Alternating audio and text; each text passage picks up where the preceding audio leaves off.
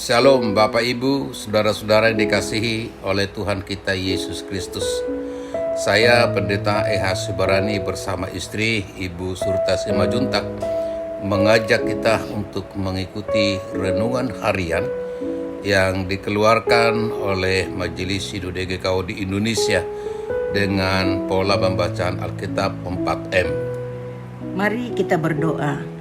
Bapa di surga, Bapa di dalam Yesus Kristus, Tuhan dan Juru Selamat kami yang hidup, di pagi yang indah ini Tuhan, kami kembali datang menghampiri hadirat-Mu mengucap syukur dan terima kasih untuk anugerah Tuhan. Kami boleh ada sebagaimana kami adanya, dan sebelum kami melakukan aktivitas kami sepanjang hari ini, kami mau merenungkan firman-Mu, kuasai hati dan pikiran kami sehingga kami boleh mengerti apa yang Tuhan kehendaki dalam hidup kami. Dalam nama Tuhan kami Yesus Kristus kami berdoa, amin. Pembacaan firman Tuhan kita ambil dari kitab Mazmur pasal 130 ayat yang ke-6. Demikian: jiwaku mengharapkan Tuhan lebih daripada pengawal mengharapkan pagi, lebih daripada pengawal mengharapkan pagi. Tema renungan pagi ini Kamis 13 Juni 2024 adalah lebih daripada pengawal mengharapkan pagi. Saudara-saudara, kita mendalami firman Tuhan ini dengan beberapa pertanyaan. Jiwa siapakah yang mengharapkan Tuhan? Menurut ayat 6 dari Mazmur pasal 130, jiwa yang mengharapkan Tuhan adalah jiwa pemazmur yang tertekan, yang sedang menghadapi kesengsaraan, siksaan batin, dan kesusahan akibat kesalahan dan dosa-dosa yang dilakukan. Apa arti perkataan-perkataan lebih daripada pengawal mengharapkan pagi? Kata lebih daripada pengawal mengharapkan pagi adalah suatu pernyataan yang menunjukkan intensitas atau kualitas keimanan, kepercayaan yang teguh, pengharapan yang hidup, dan kedalaman keintiman hubungan jiwa dengan Tuhan dari pemazmur. Inilah panggilan kepada setiap umat agar tetap memelihara iman yang teguh, pengharapan yang hidup, dan hubungan yang intim dan mendalam dengan Tuhan.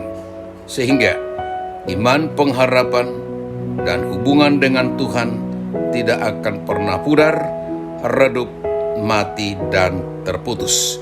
Pemazmur yang sedang menghadapi kesusahan dan mengalami jiwa yang tertekan itu tidak diselesaikan dengan kekuatannya sendiri dan dengan kemampuannya sendiri, tetapi dia menyerahkan masalah jiwanya yang tertekan itu kepada Allah, karena dia sungguh-sungguh yakin dan percaya bahwa hanya Tuhanlah satu-satunya yang dapat menolong dan memberikan kekuatan kepadanya dalam menghadapi segala masalah.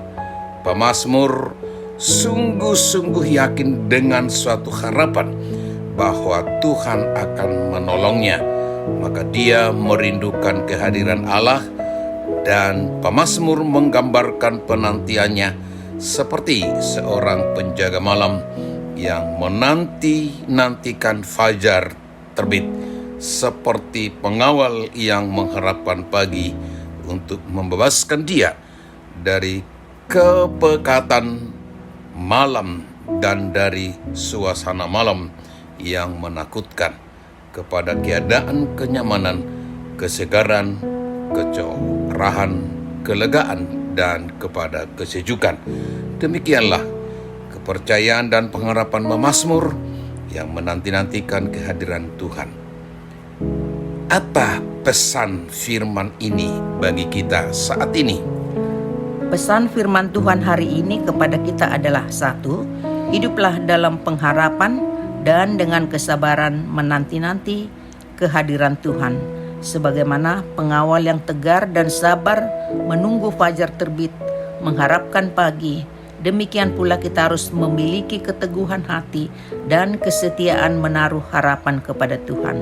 Harapan kepada Tuhan adalah sumber kekuatan yang tidak terbatas bagi jiwa kita.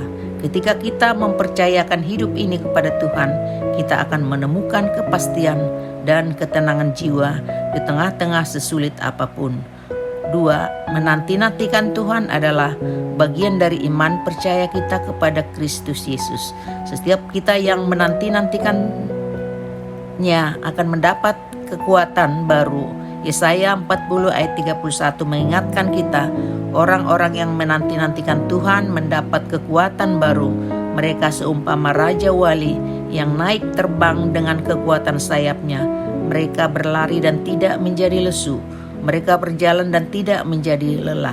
Saudara-saudara, menanti-nantikan Tuhan adalah suatu kerinduan perjumpaan dengan Tuhan. Perjumpaan dengan Tuhan harus berani membayar dengan harga. Dalam konteks perjumpaan dengan Tuhan, diantaranya ibadah harus kita bayar dengan harga, yakni mempersiapkan waktu menghadiri ibadah di tengah kesibukan kita.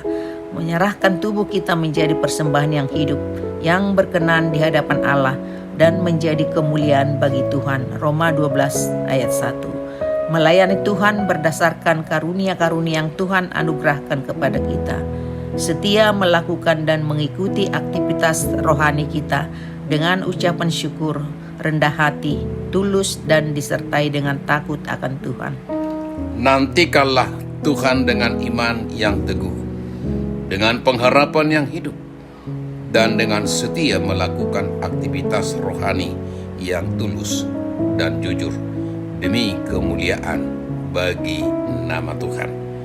Mari kita bagikan kebenaran firman Tuhan ini kepada orang-orang di sekitar kita dengan perkataan dan dengan sikap hidup yang membangun dan menghadirkan damai sejahtera Kristus.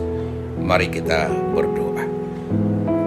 Kasih dan kemurahan Allah Bapa yang sungguh luar biasa, firman-Mu mengingatkan kami agar kami senantiasa hanya menanti-nantikan kehadiran Tuhan dalam hidup dan kehidupan kami. Berikan kekuatan kemampuan di dalam menjalani kehidupan ke depan bersama dengan Tuhan Yesus. Terima kasih, dalam nama Yesus kami berdoa. Amin. Salam sehat dari kami. Selamat beraktivitas. Tuhan Yesus memberkati.